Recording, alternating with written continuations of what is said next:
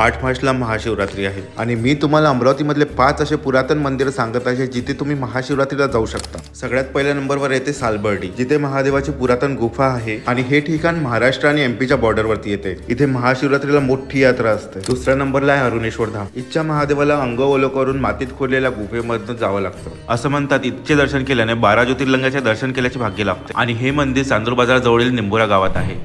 तिसऱ्या नंबरवरती आहे आनंदेश्वर टेम्पल लासूर। हे मंदिर खूप पुरातन आहे आणि खूप युनिक पद्धतीने हे मंदिर बांधण्यात आलेलं आहे। या आनंदेश्वर टेम्पलला कळस नाही आहे आणि याचं छत पूर्ण ओपन आहे। सोबतच मंदिरावरचे शिल्प पण खूप बघण्यासारखे आहेत। चौथ्या नंबरवरती आहे पाताळेश्वर महादेव। हे 600 वर्ष जुनं पाताळेश्वर महादेवाचं मंदिर चांदूर रेल्वे मार्गावरील मांजरखेड गावामध्ये येते। इथेच गुप्तेश्वर महादेवाचं अजून एक स्वयंभू शिवलिंग पण आहे। त्यानंतर 5 नंबरवरती शहरापासून अगदी जवळ असलेलं आहे कोंडेश्वर संस्थान। इथे पण महाशिवरात्रीला मोठी यात्रा असते आणि हे चमत्कारी मंदिर बडनेरा जवळ आहे। तुम्हाला या सगळ्या मंदिर